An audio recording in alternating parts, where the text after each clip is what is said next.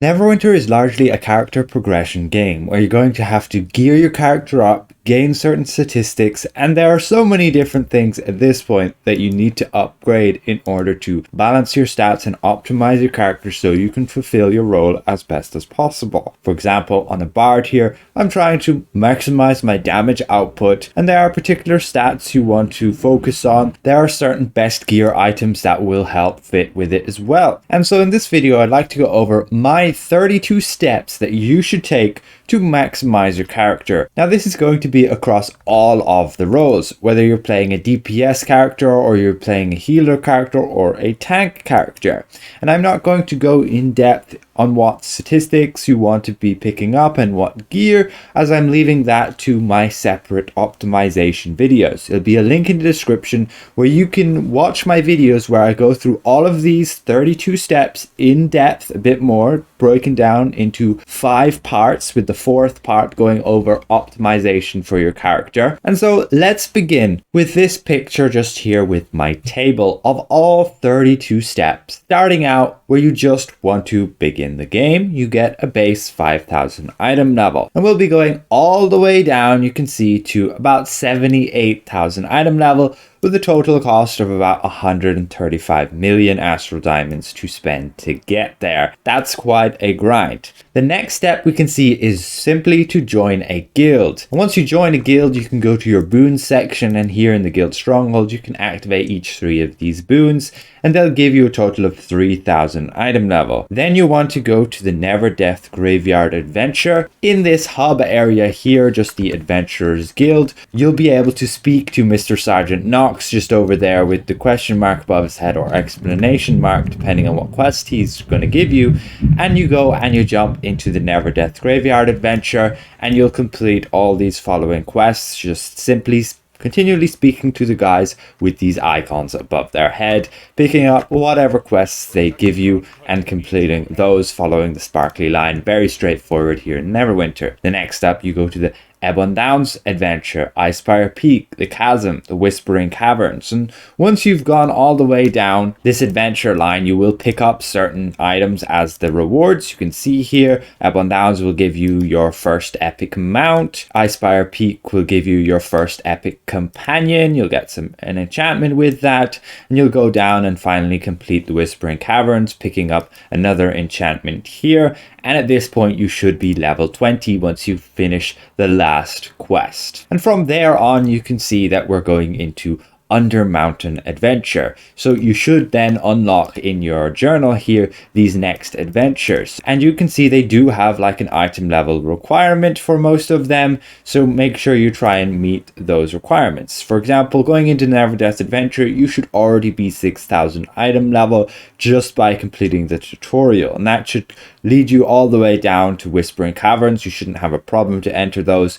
Undermountain, if you haven't joined a guild yet, you might struggle to meet the 20k item level mark, so you might want to pick up the Seals of Adventure gear by one of these seals vendors. Just here you can see all the different equipment you can pick up with some decent high item level stuff there as well, and that should give you that boost, as you can see there with that step 8. Completing the Undermountain Adventure will get you some companion gear, then you can go on to master expeditions and optimize that companion gear even a little better, and then you can go to your queues here and you can join your random queues, and depending on your item level you will be limited on certain ones. You should be able to jump in the random dungeon queue and the skirmish queue, no bother, get your daily rough astral diamonds, and along with that you'll get these Seals of the Wild, which here in Protector's Enclave, the main hub area, you can head to this building in the middle here, like the market area, and just to the left here you have the seals vendor, and here you'll be able to spend your certain seals. For example, Seals of the Wild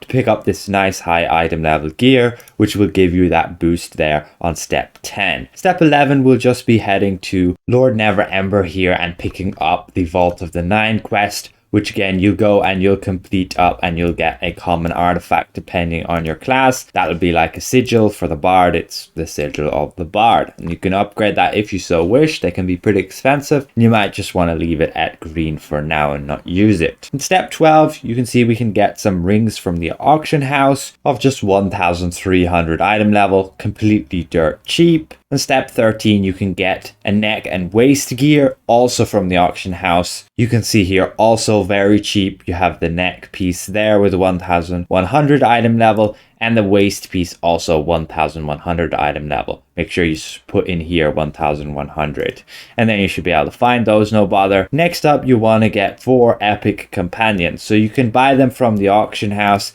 Again, just in the companion section down here, you can put quality on epic and you can search. You might have to select companions here first, and then you can search and buy these cheap companions. Again, trying to get ones that will lead you to helping with your role, whether you're a healer, tank, or DPS.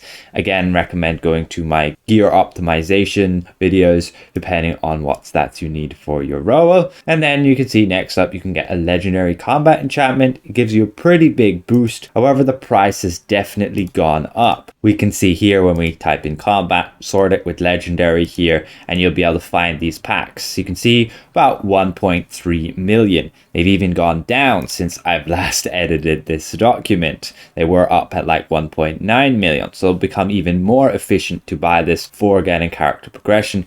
Just keep in mind when you're trying to optimize stats, your combat enchantment will reduce your overall stats here, thus reducing your effectiveness by a little bit. But if you're not in scaled content, the item level gain will generally make up for the loss in stats. Then we go next to our 6 common enchantments. Here you'll want to be buying and filling out your certain slots. You should have a bunch of green ones already just from completing your adventures down here. And just in the adventurers guild area here, head up the steps on the left and you can speak to the person with the coins above her head just here, and she'll essentially give you the option to buy these green enchantments. As you can see, you can also get like a green combat one, but I don't recommend it. Don't bother with a bonus enchantment. You can see that will slot here on your character sheet in bonus. It won't give you any item level, so it's the last thing you want to do in terms of gaining a tiny bit of effectiveness. And then you can see our next step will be getting our epic collars and 2 epic mounts to be able to slot in there. At this point, you should already have 1 epic mount from your adventure, and these epic mounts again you'll get from the auction house. Go to mounts, select that there, go to epic, make sure nothing's typed in here, and you can go and buy these. You can get a griffin for very nice and cheap, but the rest come around like 100k astral diamonds. There's a ton of griffins there from the Siege of Neverwinter event. And to find the collars, go to the mount section, go to mount packs, and you could type in epic collar here and you could find these choice packs for the collars, but you could also go to mount collars here, get rid of this, put the quality on epic, and you can find a bunch of these epic collars here as well. And the prices could vary depending on which collars and what bonuses they give. Keep in mind you can only have 1 collar of each type, so you can only have 1 supportive, you can only have 1 sturdy, you can only have 1 practical. So do not buy multiple of the same type, or you're just wasting currency. And again, you'll just get those and that'll give you that item level boost just there. Next up, you should be at 40,000 item level. At this point, upon creating this document, you weren't able to join the random trial queue unless you were 40,000 item level. So this is what this is based around. You can join it earlier. Not that I highly would recommend you doing so, as your effectiveness will probably be very low. You'll join this trial queue, you'll get nice rough astral diamonds, and once per day you'll get a bunch of seals of the north. These seals of the north, again, this seals vendor here in Protector's Enclave, you can spend those seals of the north to get this equipment. It'll have a little bit higher item level overall. The weapon set's pretty decent, at least when you're completely starting out with no other weapon set. And again, that'll give you like a 2000 item level boost. At this point, you want to get 1 mythic mount. So either you would have VIP and you might get lucky to get a mythic mount from a random lockbox, since when you have VIP every day, you'll be able to claim a free enchanted key, which will give you the ability to open like these lockboxes. You could get the Dark Omen of Despair, or you could go to the auction house and you could essentially purchase, let's say, a legendary mount, and this legendary mount then you could upgrade with some tokens, or you could simply buy a mythic mount. It's generally cheaper to buy an epic one and upgrade it. Just have a look at the map for yourself, and to find upgrade tokens you can go to the mount section and you can just type in upgrade and you'll find those there in like packs, and it'll be the same if you need companion upgrade tokens as well. No point buying them from the Zen market. And so step 20 there is going to the Sharandar campaign. looking in your campaign section, so over here you have adventures, then you can click campaigns. Here you have Sharandar, and to begin this you'll have to navigate in Protector's Enclave. You can see on the map I'm just here, and speak to this lady, and that'll lead you on your journey, and you'll get to this hub area. You'll enter one of the parts of the campaign. Depending which ones you have, you might get then these bounty quests here, which can give you more higher item level companion gear. However, you can just skip over that if you manage to get to 45,000 item level, as then you can go and jump into the dragonbone of Vale. And here you will have another adventure, the Scaled Light Summit, which you can then pick up this companion equipment choice pack as a reward upon completing it. Now I would recommend spending the time to complete that Dragonbone Vale campaign, as once you do complete it, you will obtain this Shattered Mythallar pack, which will give you this artifact set which most players in Endgame are currently running, and it has some nice high item level to go with it. Next step would be to get a bunch of epic insignia. So you'd get 12 more. At this point you should already have 3 of them slotted in your stable in the mounts, and then when you go to the auction house, again you can go to mounts, you can go to insignia, set the quality to epic, and you can buy a bunch of these. They shouldn't be more than like 60,000 per insignia, so not that expensive. And then you also want to be picking up 2 more epic collars. You should already have 3 from previously, and you should be getting 2 more epic mounts. And then you want to be getting your first mythic companion on step 25. These companions will be here in this section. You could straight up buy a mythic companion, but that's going to be far more expensive than just purchasing. Let's say you can even check the legendary ones. It's probably a lot cheaper still to buy an epic companion and get that upgraded to mythic with the upgrade tokens process. The maximum you want to be spending on tokens though is about 2.5 million for 270 tokens to go from epic to mythic. And with that first mythic companion you get like a 2000 item level boost, as long as of course you're actually using the companion bonuses in these slots as well as this enhancement and having that mythic companion summoned. So next up, it's gear optimization. Between these 2 steps, you want to optimize your character, grind out the particular gear that you need for your character to get those good stats that you might need for dealing damage, survivability, or even healing. Again, check my optimization guides for that. And once you go ahead and have fully optimized your character, you're then buying some reinforcement kits or jewels to slot in this gear. You can see, for example, here, apply reinforcement, and these are the reinforcements, and they come from the auction house consumable section, and you can find them by typing in, let's say, armor kit here, and we should be able to find all of these armor kits. Again, you're trying to get the major +1s. So you can see there's a bunch of greater ones there, and there we go, we start getting the major ones, and they give 44 item level, but they actually give a pretty massive boost to your stats.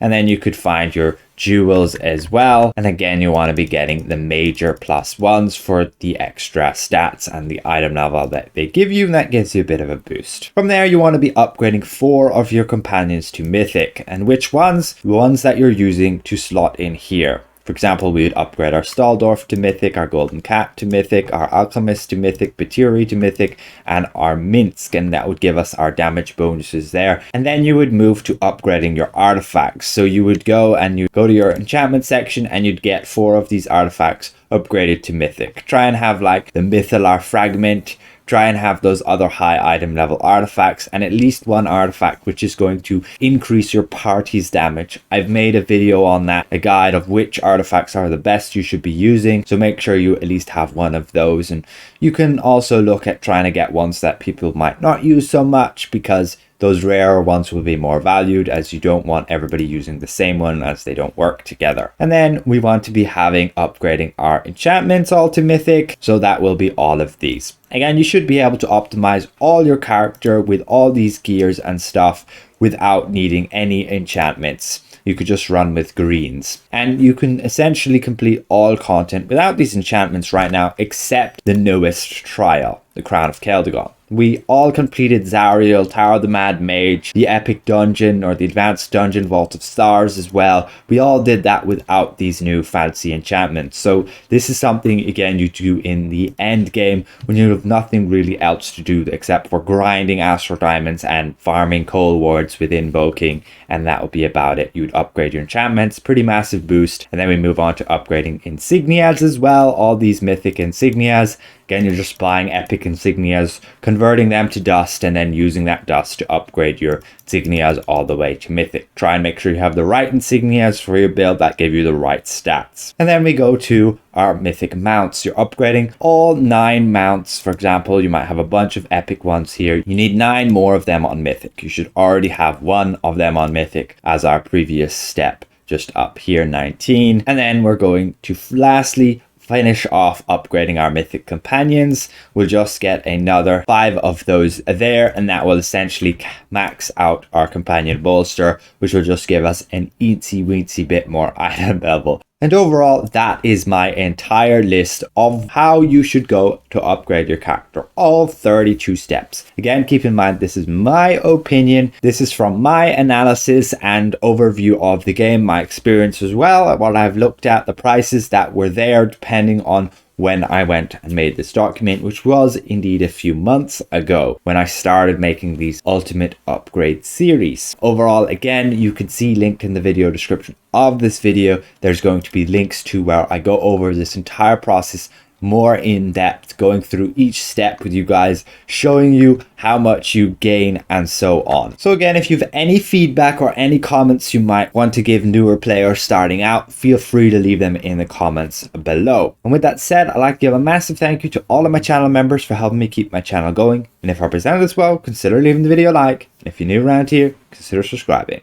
We'll see you guys around. Goodbye for now.